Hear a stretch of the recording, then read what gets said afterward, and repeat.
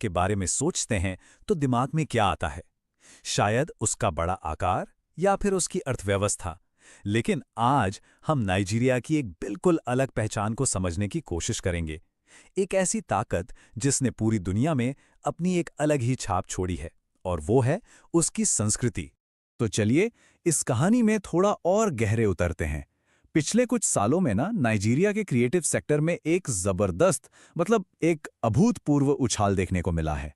और ये कोई छोटी-मोटी लहर नहीं है, ये तो एक सांस्कृतिक सुनामी की तरह है। अब जरा इस नंबर को देखिए, 2,500 सालाना 2,500 फिल्में। यह आंकड़ा नाइजीरिया के फिल्म उद्योग, जिसे सब प्यार से नॉलीवुड कहते हैं, उसके विशाल पैमाने को दिखाता है। पर यह सिर्फ एक नंबर नहीं है। मतलब यह है कि नॉलीवुड आज दुनिया में प्रोडक्शन के मामले में दूसरे नंबर पर है। ये इसे सीधे ग्लोबल स्टेज पर ले आता है, दुनिया के सबसे ज्यादा फिल्में बनाने वाले उद्योगों में से। अच्छा, फिल्मों से आगे बढ़ते हैं और संगीत की दुनिया में चलते हैं। 2022 में अकेले स्पॉटिफाई पर 13.5 अरब से भी ज्यादा स्ट्रीम्स। ये एफ्रोबीट्स नाम की जो म्यूजिक स्टाइल है, उसकी बेहिसाब लोकप्रियता को दिखाता है। और इस आवाज को पूरी दुनिया तक कौन पहुंचा रहा है? बर्ना बॉय और विस्किट जैसे ग्लोबल सुपरस्टार्स। इन्होंने ही नाइजीरियाई संगीत को एक लोकल स्टेज से निकालकर दुनिया भर के बड़े बड़े स्टेडियमों और अवार्ड शोज तक पहुंचाया है। तो ये तो बात हुई कि क्या हो रहा है, पर असली सवाल तो ये है कि ऐसा हो क्यों रहा है? आखिर इस कल्चरल विस्फोट के पीछे की ताकत क्या है? देखिए, इसका जवाब नाइजीरिया की अपनी बनावट में ही छिपा है। तो वही मूल सवाल, आखिर इस असाधारण क्रिएटिव एनर्जी का सोर्स, इसका स्रोत क्या है? इसका जवाब एक शब्द में है, विविधता, डाइवर्सिटी। नाइजीरिया एक बहुराष्ट्रीय राज्य है। ये सिर्फ एक देश नहीं, बल्कि 250 से ज्यादा जातीय समूहों और 500 से ज्यादा भाषाओं का एक संगम है।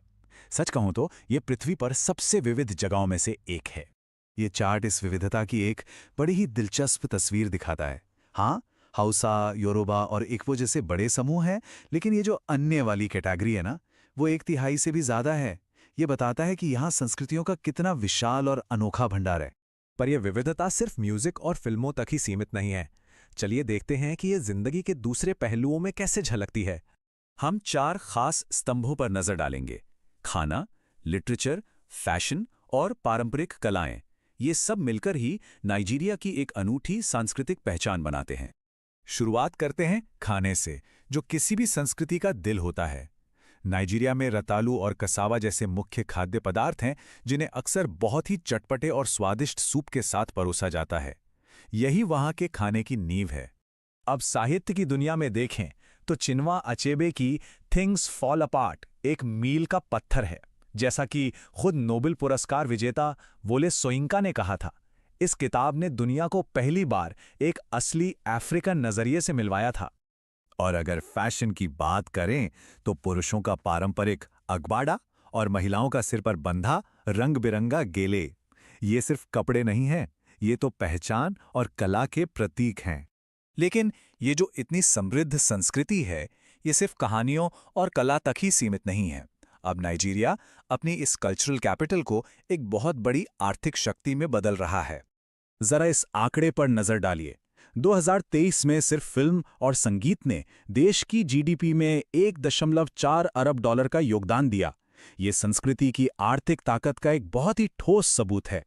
और सरकार के इरादे तो इससे भी कहीं ज्यादा बड़े हैं। डेस्टिनेशन 2030 नाम की एक योजना है, जिसका लक्ष्य है इस पूरे सेक्टर को और बढ़ाना, देश की जीडीपी में 100 अरब डॉलर जोड़ना और हर साल लाखों नई नौकरियां पैदा करना। तो चलिए अब जरा भविष्य की ओर देखते हैं और समझने की कोशिश करते हैं कि इस रास्ते में कौन सी चुनौतियां हैं और कौन से मौके। यहां पर एक बैलेंस नजरिया रखना बहुत जरूरी है। देखिए, कॉपीराइट की चोरी और इंफ्रास्ट्रक्चर की कमी जैसी गंभीर चुनौतियां तो हैं, लेकिन दूसरी तरफ सरकार की महत्वाकांक्षा, दुनिया भर में बढ़ती मांग और डिजिटल प्लेटफॉर्म्स के जो अवसर हैं, वो भी बहुत बड़े हैं। आने वाले सालों के जो आर्थिक अनुमान हैं, वो एक मिलीजुली लेकिन उम्मीद भरी तस्वीर दिखाते हैं। जीडीपी में ग्रोथ, महंगाई में कमी और एक्सचेंज रेट में स्थिरता की उम्मीद है, जो इस क्रिएटिव इकोनॉमी के लिए एक मजबूत आधार दे सकता है। और आखिर में हम इस एक बड़े सवाल पर आके रुकते हैं। नाइजीरिया ने ये तो साबित कर दिया है कि वो एक कल्चरल सुपर पावर है, लेकिन क्या वो इस सांस्कृतिक सफलता को एक उतनी ही मजबूत और टिकाऊ अर्थव्यवस्था में बदल पाएगा? इसी सवाल का जवाब नाइजीरिया के भविष्य को तय करेगा।